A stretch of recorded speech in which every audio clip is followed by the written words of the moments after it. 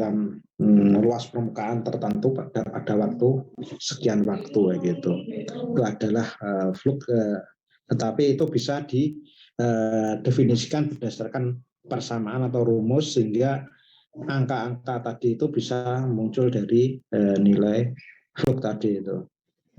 Jadi sebenarnya kalau kita melihat lebih lanjut, sebenarnya ada penurunan dari hukum-hukum ya, hukum Fick terutama itu kan sebenarnya hukum di antara difusi, disolusi itu sebenarnya masih bersaudara. Neuschwitz juga bersaudara dengan Fick, itu rumusnya itu masih ada penurunan-penurunan dari Fick 1 ke Fick 2, dari Fick 2 itu diturunkan menjadi ada nilai fluknya itu. Dan nanti mencari nilai-nilai yang lainnya bisa dari sana, termasuk lag time dan sebagainya itu.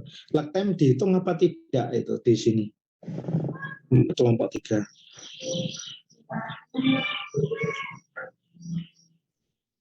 Halo, enggak ya? Tidak, Pak. Kalau lag time sendiri apa sih sebenarnya?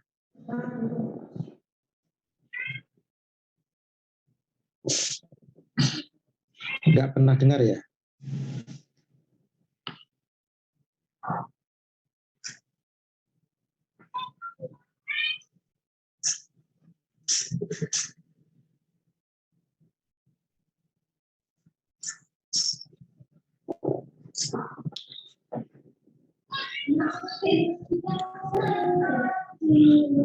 Lag time itu kalau digambarkan itu, kalau dulu Anda pernah dapat ilmunya reologi, itu ada fisioplastis, ada plastis kayak gitu. Jadi dari sana kan ada lag time-nya dulu itu kan kayak gitu. Itu kalau lag time itu berarti itu komposisi atau barangnya itu belum bergerak atau materialnya itu belum bergerak, baru bisa bergerak setelah melewati lag time. Ini pun juga demikian, ada lag time juga di perkutan ini. Jadi ini pada waktu kondisi waktu sampai tertentu itu enggak itu apa yang tadi itu yang namanya flux tadi itu ada jumlah obat yang terpenetrasi itu belum ada. Nanti setelah kurun waktu yang batas tertentu nanti ada baru mulai terpenetrasi. Jadi waktu yang dibutuhkan untuk mulai awal Anda memasukkan sampelnya sampai muncul itu namanya lag time. Sampai muncul konsentrasi atau kadarnya. Muncul konsentrasinya kan nggak langsung banyak atau itu. Jadi muncul konsentrasinya itu mulai dari sedikit seperti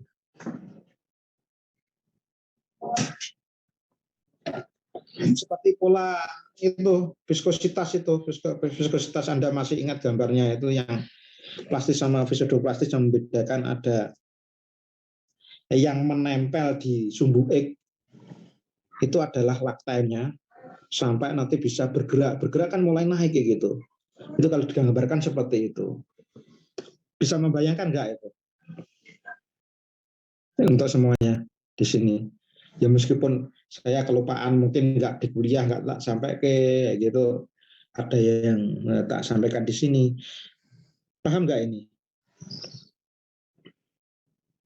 Kalau nggak paham tak terangkai lagi, nggak apa-apa.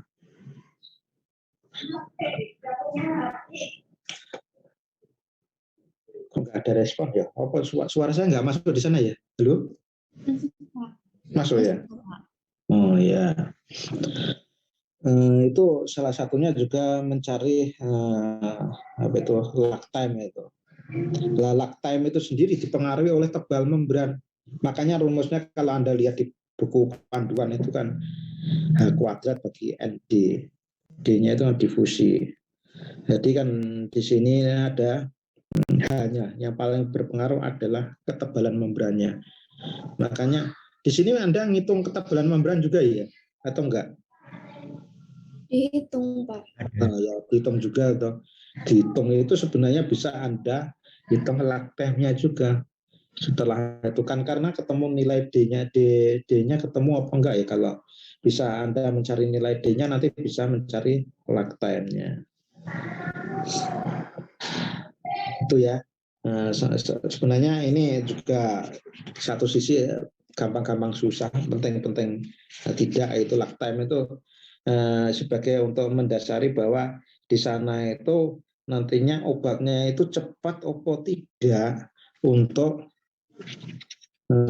lepas dari atau melewati, bahasanya paling mudah melewati itu kulit Anda, itu kulit tikusnya itu dengan ketebalan sekian, itu kecepatannya jauh mana, itu time kan, waktu kan, itu kan berdasarkan waktunya. Jadi waktunya berapa lama, berarti kalau masih nggak muncul-muncul itu bisa jadi kan kayak gitu, nanti Anda kompartemen donor Anda kasih, tapi nanti setelah Anda di kompartemennya yang asetornya kok nggak muncul-muncul ya kadarnya, itu obatnya itu kok nggak pada waktu nol, nggak belum, masih nol, terus sekian masih nol dan lain sebagainya.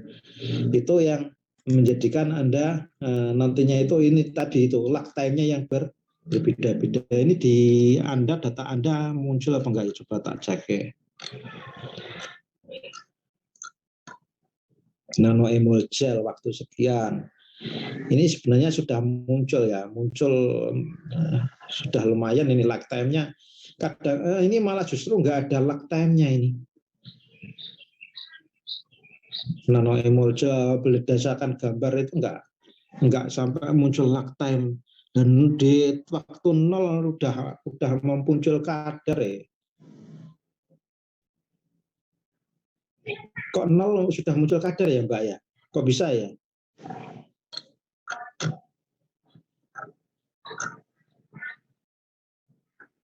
Ini yang gel ini belum muncul kadar, nol ya, nol gitu. Tapi sebentar, ini sebenarnya cepat sekali, ini lag time-nya juga pendek sekali ini. Nggak terlalu, makanya Anda nggak paham lag time. Kalau Anda terkait dengan misalnya saja kok ini nggak muncul-muncul, berarti lag time-nya lama sekali. Terus ini yang saya lihat di gambar Anda, coba saya tampilkan nano emul gel.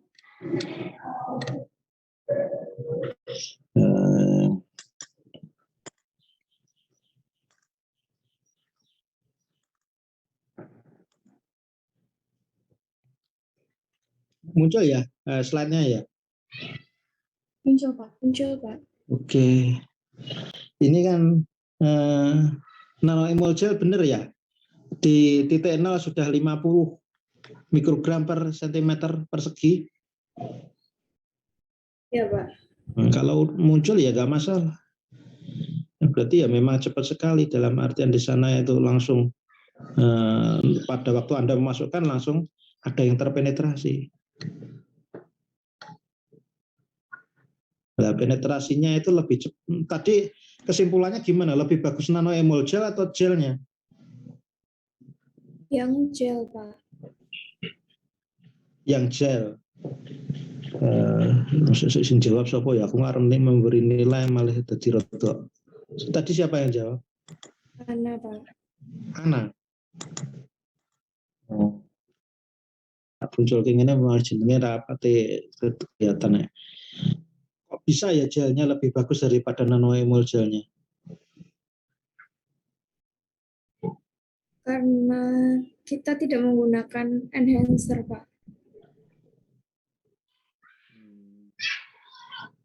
Anda nggak menggunakan enhancer, terus hubungannya apa? Berdasarkan datanya gimana?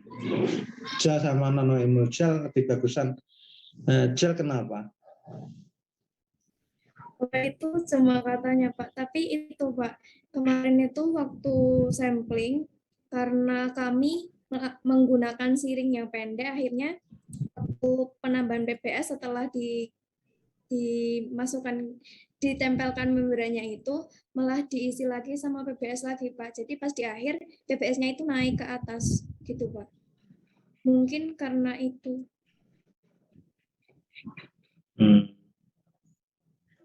Sama ini Pak, enhancernya itu kan fungsinya buat ningkatin permeabilitas obatnya untuk menembus kulit gitu, Mbak. Jadi mungkin kalau misal tambahan di emulsi ditambah enhancer akan lebih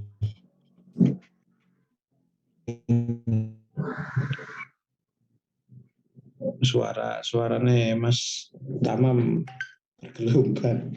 Ya mungkin sinyalnya itu. Oke, ini parameter sebenarnya bisa melihat dari data-data ya. Data-data seberapa banyak yang terlewatkan atau bahasanya itu berapa persennya. Jumlah ini Anda pakai total permeasi, monggo. Nah, tapi kalau seandainya Anda menggunakan persen juga silahkan. Tinggal gampang kok persen sama total permeasi itu. Ini Anda kadar obatnya berapa Mbak? Di gel sama nano emulgel itu. Mas, kadar obat awal berapa? Galatnya berapa?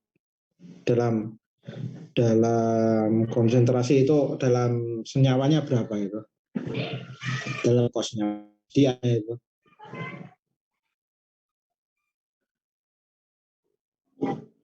Nol koma 0,1%. 0,1%.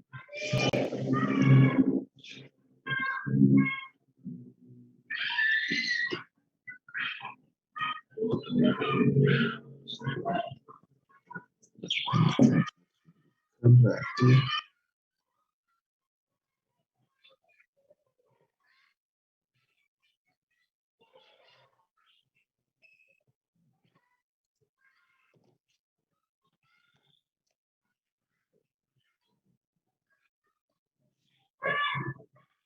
permeasi jumlah obatnya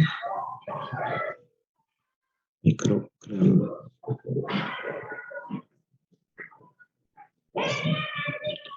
Berarti ini yang terpenetrasi juga tidak banyak loh Mas Mbak.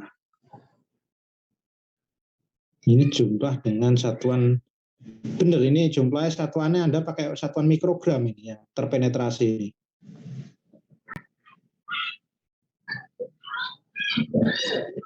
Ya benar, pakai mikrogram, miligram nggak mungkin ini benar. Tapi kalau dari prosentasinya nggak terlalu banyak. Itulah yang saya ceritakan. Kalau menggunakan penetrasi ke kulit itu ya juga nggak gampang seperti itu. Ya meskipun Anda melihat dari kelihatannya tinggi ya gitu ya di sini.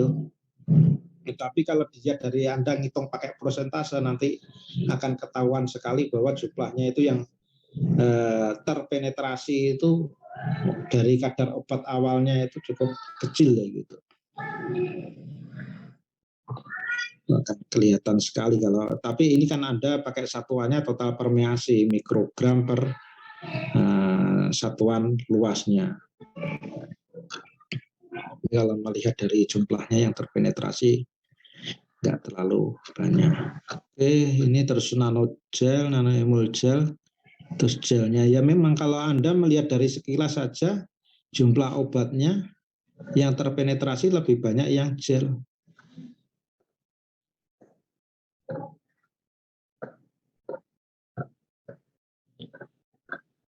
Terus kalau dihubungkan tadi itu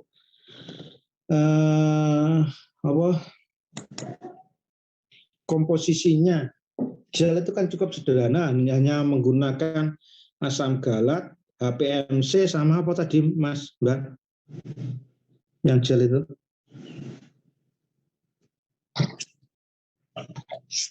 Sama Aquadis, Pak. Iya, Aquadis itu aja. Terus padahal nano emulgel itu komposisinya banyak sekali. Kenapa kok malah justru yang gel itu yang bagus itu?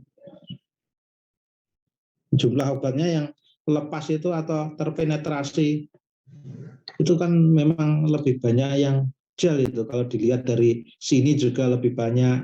Kok sini itu belum tak share ya? Share aja tak putus itu tadi itu. Kalau dilihat dari grafik perbandingan nilai ini kelihatan sekali ini di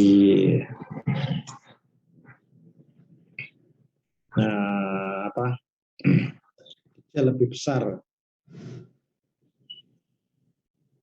Di nilai fluknya juga Anda bisa melihat. Terus gambar tadi mana ini, grafik kadar terdepot ini juga lebih banyak yang gel. Oke, di sini kenapa kok bisa ya? Uniknya gitu.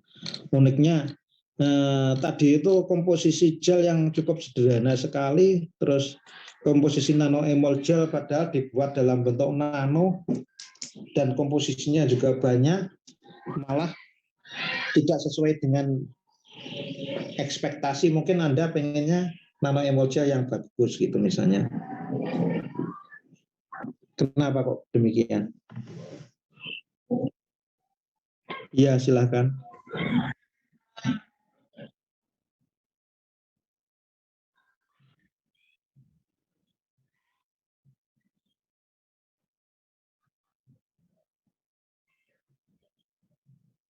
Oh, itu sebabnya karena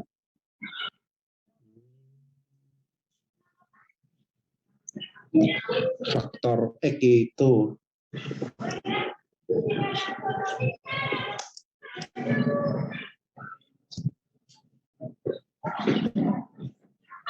Atau ada yang lain lagi?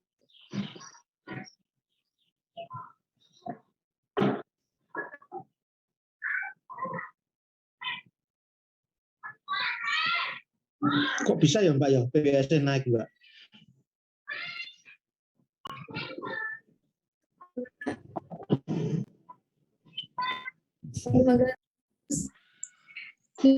Kemungkinan tuh PBS naik tuh karena pada saat sampling itu kan kita ada dua tangan, ada untuk sampling sama untuk mengembalikan PBS-nya. Oh, ya.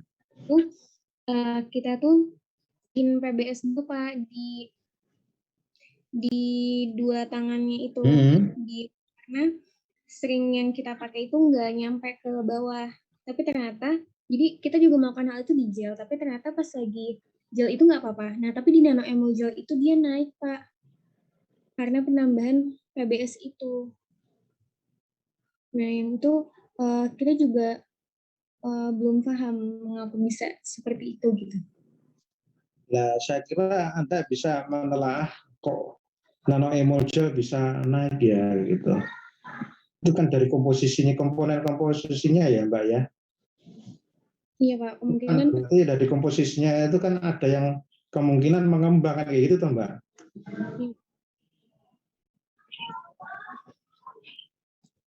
Apa nih gitu ya antara komponen komposisi yang menyebabkan itu bisa mengembang ya itu. Prediksi kami itu mungkin pada saat pengembalian SIM itu kan memang kami mencatat Pak di keluarnya berapa mili, masuknya berapa mili. Tapi mungkin dalam memasukkan PBS setelah sampling itu untuk menjaga kondisinya SIM itu kita mungkin ada kelebihan di beberapa mili, akhirnya PBS-nya itu terus bertambah Pak. Seperti itu, maksudnya akhirnya meluap ke atas. Coba prediksi kami. Naik ke atas sampai tumpah kayak gitu? Enggak Pak, belum tumpah, baru setengahnya dari kompartemen yang atas.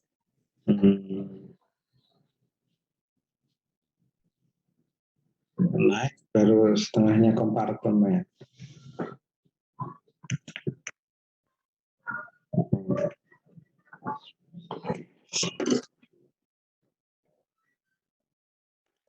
Mungkin silakan untuk yang lainnya, untuk mahasiswa yang lainnya, kelompok yang lain yang belum paham.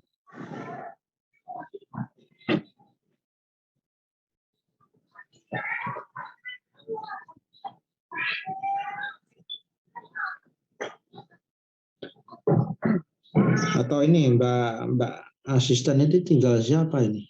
Oh Mbak Ilmi ada ini, Mbak Ilmi sama Mbak Arta. Silakan, monggo.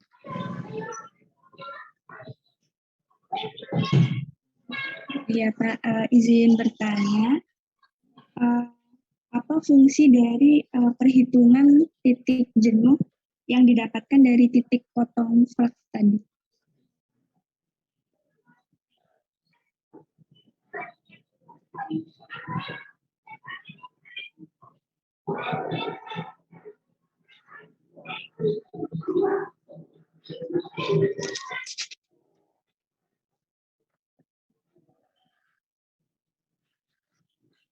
Gimana? Kelompok 3, pertanyaannya Mbak Ilmi, paham apa tidak? Kalau nggak paham bisa bertanya lagi, maksudnya gimana toh Mbak? Gitu.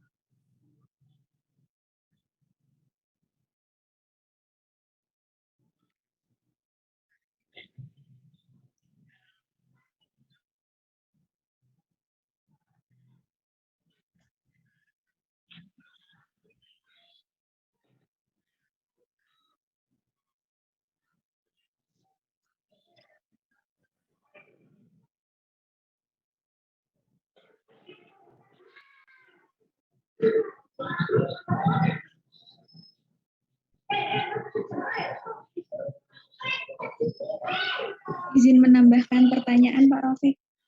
Monggo, silakan. Kalau arti dari titik jenuh itu sendiri apa sih? Mungkin ada yang bisa menjawab.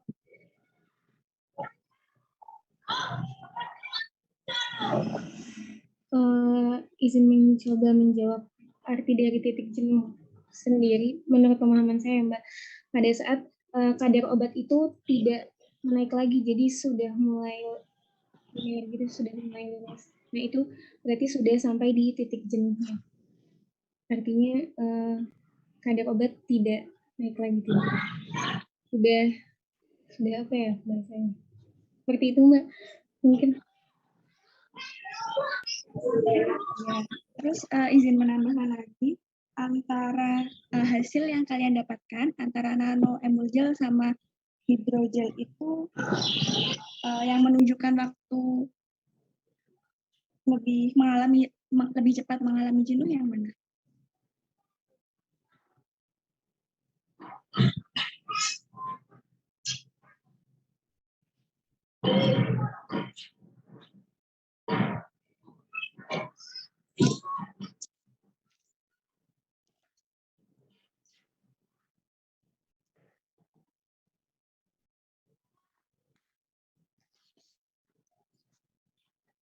Nano, Mbak.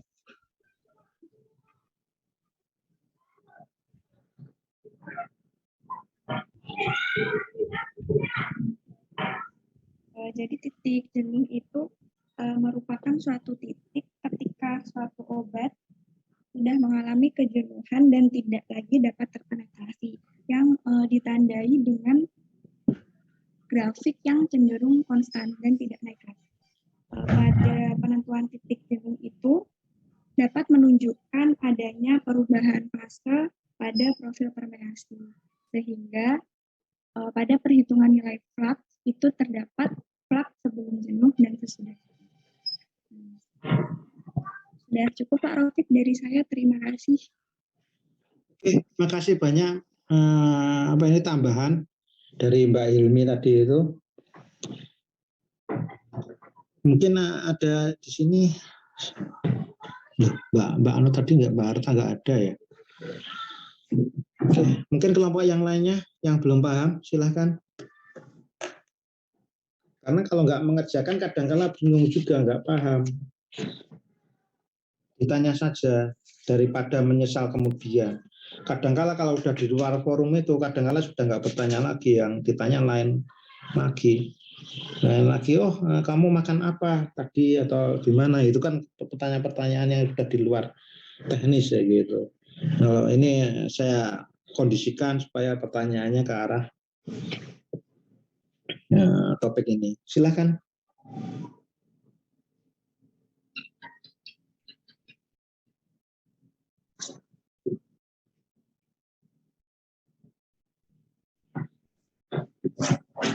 Sebenarnya tadi itu ada PBS. PBS digunakan untuk dua kondisi ya. Untuk di kulit pun juga Anda rendam dengan PBS. Terus pada saat tadi itu apa ya tadi itu? Kayaknya ada beberapa kondisi tetapi sebenarnya itu di penggunaan PBS tadi itu. Tolong saya diterangkan untuk bisa lebih menerangkan kepada teman-teman yang lainnya, kelompok yang lainnya.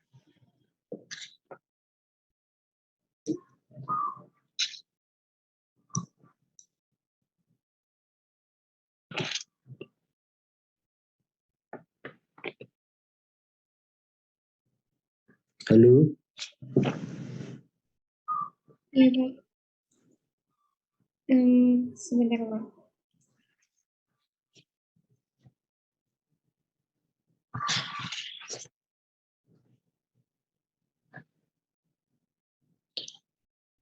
Sebagai medium juga yang dimasukkan kompartemen aseptor kan PBS juga. Mengapa kok menggunakan PBS? Terus pada waktu Anda kalau tadi itu treatment kulit tadi kalau nggak salah juga menggunakan PBS ya tadi itu ya.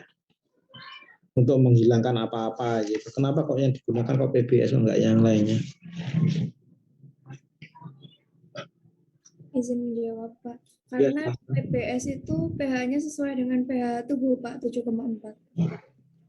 sesuai dengan pH tubuh.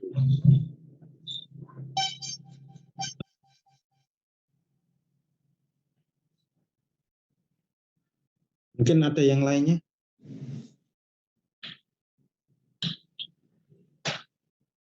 Sesuai dengan pH tubuh. Tubuh yang mana?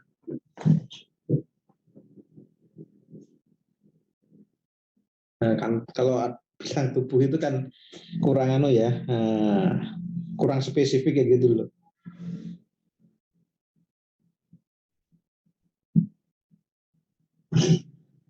Di saluran gastrointestinal saja pH-nya bervariatif sekali. Dari kecil 1,2 sampai ada yang sampai sekitar 7.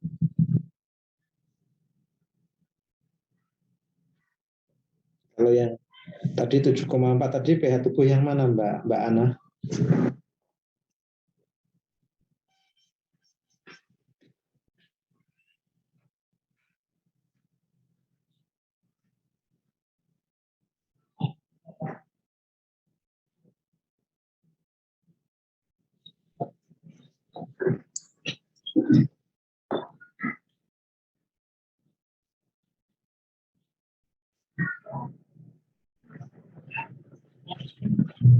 Halo, suara saya masuk? Apa saya ya sih? Kadangkala apa sinyal saya yang bermasalah ini. Oh ya, oke, masuk berarti ya. Gimana?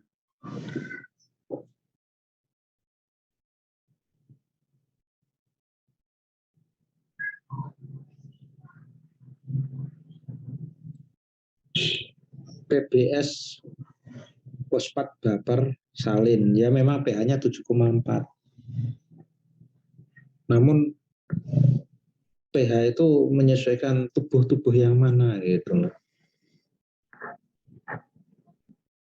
Ataupun mengapa kok di sini kok tadi kok malah membersihkan kulit juga kalau nggak salah menggunakan PBS. Terus kompartemen aseptor menggunakan PBS.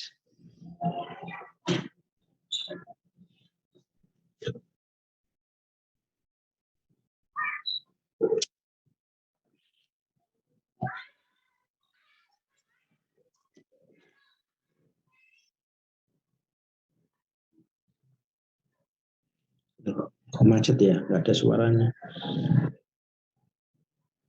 Itu nggak enaknya yang bertanya dosen itu biasanya kadang suka macet. Kalau makanya ini saya suruh kelompok yang lainnya aja yang bertanya. Silakan, mungkin supaya nggak macet kayak gitu.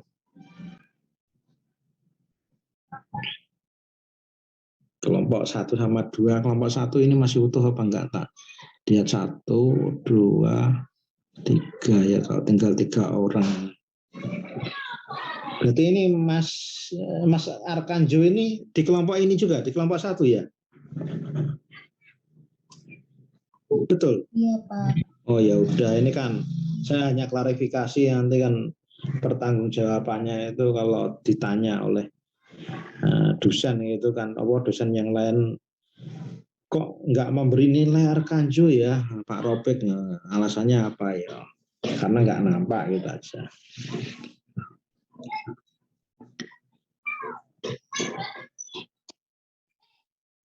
Oke, saya kira sebenarnya kalau pertanyaan itu banyak sekali, eksplorasi banyak sekali, problem banyak sekali. Tadi kalau kita melihat dari kelompok 1-2, ini saya masih questionable itu apakah datanya yang salah atau analisanya yang salah gitu. Itu tadi itu sampai disolusi persen yang disolusi sampai sekian ratus ribu, bahkan ada yang 1.800.000 tadi. Gimana kalau di sini pun harapannya juga tidak salah interpretasi data dan data pun juga tidak bermasalah. Jadi semuanya kayak gitu harapannya. Terus Pak Robek kok nggak mengeksplor satu persatu atau melihat satu persatu ya? Nanti Anda cek sendiri terkait dengan data Anda kebenarannya, analisanya sudah benar apa salah. Masalah ini aja Anda menghitung-hitung itu kalau nggak pas itu juga hasilnya juga bisa salah gitu.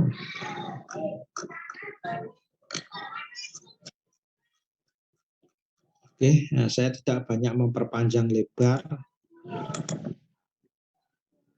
Nanti diperbaiki lagi di laporan-laporannya. Yaitu tadi yang penting saya hanya mengeksplor atau Anda supaya mana-mana yang perlu dilihat lagi itu bisa ngerti ya gitu loh. Bisa tahu bahwa oh ini ada yang masih ternyata terlewatkan, kadang-kala gitu. Terlewatkan itu belum tersampaikan.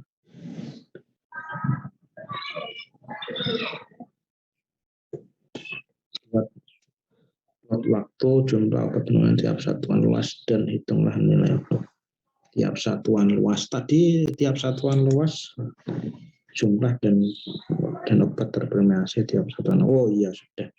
Karena permintaannya Anda di kelompok ini juga grafiknya sudah benar ini waktu terus obat terperimentasi persatuan luas yang memang diharapkan seperti itu. Kalau mau Anda pakai persen tadi juga silahkan, nggak apa-apa. Tapi yang diminta memang tiap satuan luas. Karena bisa dari sini pun juga bisa ngitung fluk tadi itu.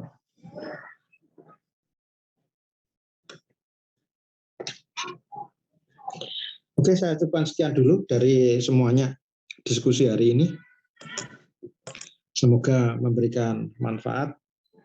Nggak usah sampai sore-sore amat, nanti Anda juga sudah jenuh, ini sudah jam 5, nanti kalau sampai jam dihabiskan waktunya sampai 5.30 ya kasihan Anda juga.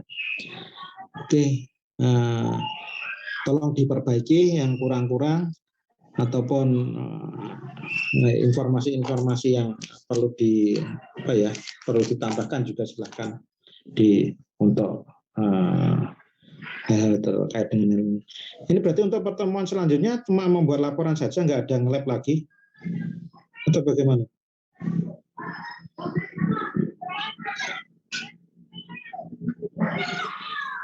Gimana Mbak Fatimah? Untuk pertemuan berikutnya apa Mbak agenda yang kelompok ini? Kami nanti terakhir laporan, terus ada ini Pak, responsi. Ya enggak, minggu depan apa acaranya yang kelompok ini? Sudah selesai Pak Niki. tinggal selesai. membuat laporan. Iya, setelah presentasi itu jadwalnya pembuatan laporan akhir. Oh, no. Saya sendiri juga nggak apal-apal banget itu ya. Sempat di-share kalau Pak Saiful tapi nggak apal banget. Berarti udah selesai cepat, alhamdulillah udah selesai. Ya itu tadi mungkin teknisnya Pak Saiful memberikan teknis yang setiap mahasiswa hanya melakukan satu tetapi harus menguasai semuanya. Harus menguasai, Mas Tamam juga harus ngerti disolusi terbanding, harus ngerti perfusi juga selain perkutan kayak gitu. Tapi ya ada enaknya gitu. Tapi kan ini juga ada videonya juga, dokumentasi yang nanti saling dipelajari. Siapa tahu nanti semuanya keluar di responsi itu nanti. Oke, karena Anda juga sudah lega, tapi yang tadi itu diperbaiki, banyak yang perlu diperbaiki ya. Sekian dulu dari saya. Selamat sore semuanya. Wassalamualaikum warahmatullahi wabarakatuh.